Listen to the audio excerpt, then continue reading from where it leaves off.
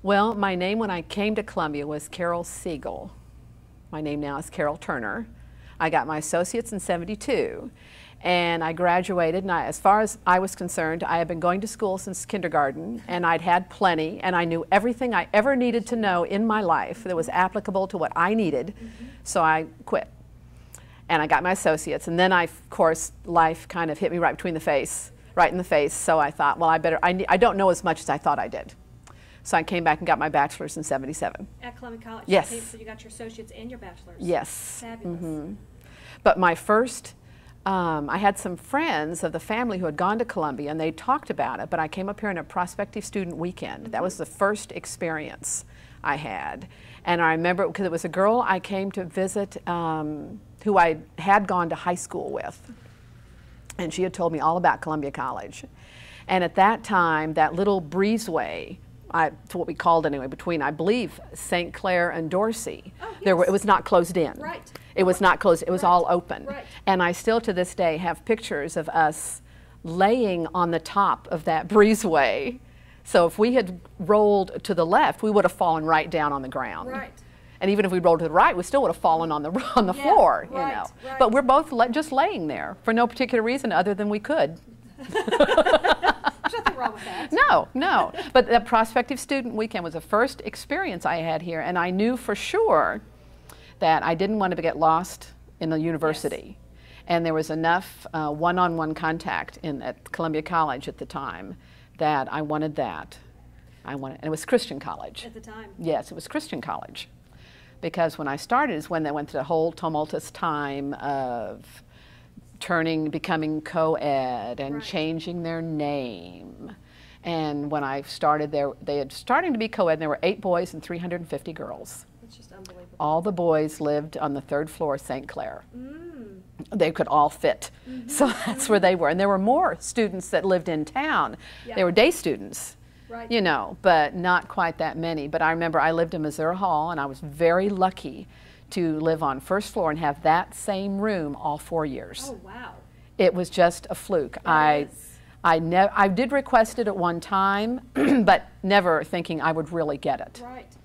You know, but I remember, and I came here for a weekend, reunion weekend, and my husband was saying, "Where did you live?" And I showed him. He said, "Can we go in?" And I said, "No, it's an office." Yeah. But we can look. I said, "There's my window." Right. And we looked through the window that was in the door, and I said, "Well, there was the bathroom, and that's where my suite mates were, and there's the closet, and this is the room, but we can't go in." Right. Somebody's office now. But my husband doesn't come with me anymore because, first of all, he'd be bored. Yeah. And second of all, I would be a case, well, honey, it'd be great if you can come and keep up the directions while I'm driving, and then you'd have to go find something else to do. Yes. So that would be it. It's not much fun for him. But I lived in Missouri Hall, and it was wonderful because the memories and the traditions that were kept up for, like they had a pinning ceremony. Where all the girls from whatever floor it was came and sat in a circle in the court. I call it the courtyard. It wasn't the courtyard, but it was the front parlor of Missouri Hall. And all the other people who were there sat around, you know, just sat around to watch. And I'm getting goosebumps talking about it. I am too. But somebody would light a candle, and they would sing a song. I don't even remember the song now. But they would sing a song and pass the candle around. And the girl who had just been pinned would hold the candle, and the candle would stop. And most often, no one really knew who it was. Really?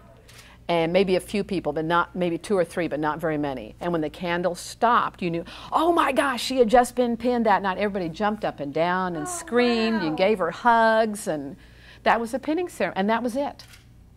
That was it, but it was just wonderful. Now, and who coordinated that?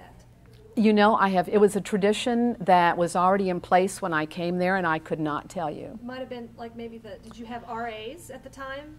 No, we had house mothers. House mothers. House mothers. Mom Carlson was the first house mother that I had. And we had a big sister, little sister program. Yeah. I remember looking through some yearbooks last night, and one one woman was mentioning that, well, they must have been OLs, and they all had these OL baseball caps on there. And I remember asking, what is an OL? Because we didn't have those.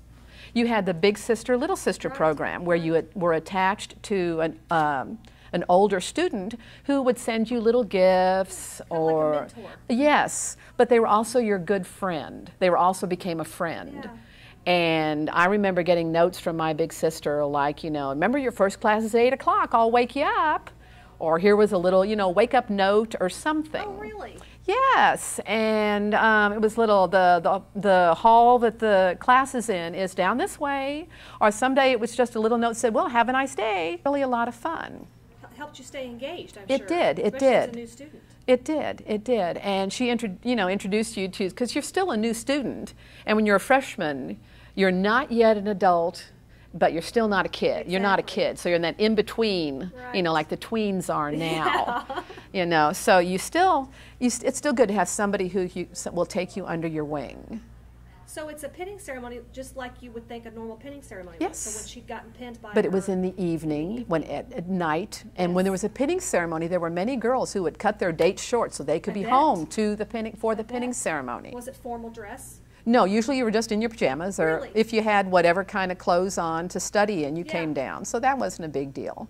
But usually no one ever knew who it was going to be, who was going to hold the candle. And Which it was, made it even more exciting. oh, absolutely. It was like, who's getting pinned? Who's getting pinned? Oh, my goodness. And also, one of my big memories, it involves one of the MU fraternities, and I want to say it was Kappa Alpha, but I can't swear to it. Mm-hmm. At that time, they had what was called an Old South Ball. Mm-hmm. Their fraternity had one, and it was very antebellum. Really? And 2 or sometimes 3 fraternity members would ride horses up to Missouri Hall, and they were in Confederate uniforms.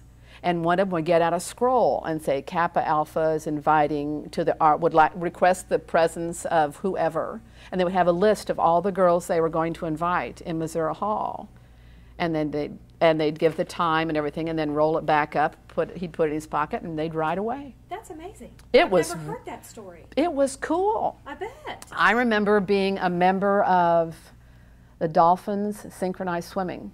No, I've heard ballet. Of that. I've heard Yes. of that. And I've seen some Now you won't see pictures. my picture in it because I wasn't in it long enough to get a picture. But I remember doing it. And that was in the old swimming pool? It was in the old swimming Which was pool. a beautiful pool. Yes, That it still was. there when I was a student. Yeah, and it was, you know, regulation length, you Yes. know, so you could get your laps in there and it made a difference. Yes. I remember I did a lot of theater work here, and I remember exercise was very, very important. And to also take advantage of the wonderful summertime, springtime weather. There would be quite a few of us who'd finish eating early, and then right on this little campus area right here, there weren't like, you know, 8 or 10 sidewalks. You're right, yeah. And it was just an expanse. Yeah. And we played red light, green light. Really? Or Simon Says, or Mr. Fox. Out here, there's pictures of us in the yearbook of just t-shirts and jeans, back and forth playing right here. Cool. And there was a girl I know, she would, and it's weird, she was a tiny, petite little thing, but when we had ice cream here, she'd get like 4 scoops of ice cream in this bowl. And then she'd go out, and we called it the front yard, but Bath Commons. And she would just run and dance and just do things to where it's like, okay, she's got great metabolism. She could eat the 4 scoops of ice cream and they're gone. Exactly. You know, but I remember a roommate I had when for one of my first years here, she was a member of the writing club. And she'd always, I remember the distinct odor of the writing club. Yes.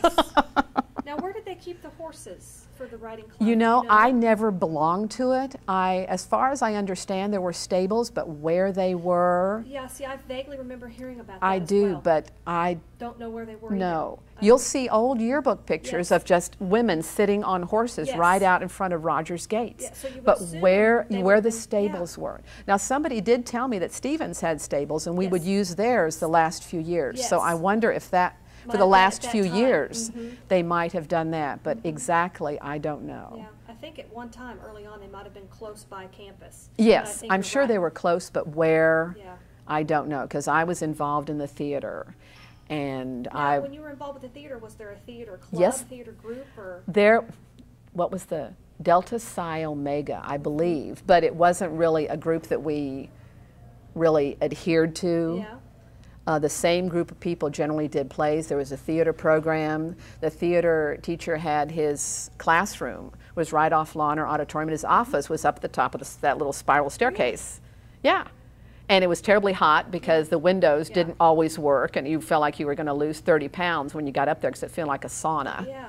You know, but we had a dinner theater here for 2 summers, Columbia College Dinner Theater. And it would like open up to the public, or was Yes. it just? Mm-hmm. It would. People got reservations. We worked in 3/4 round.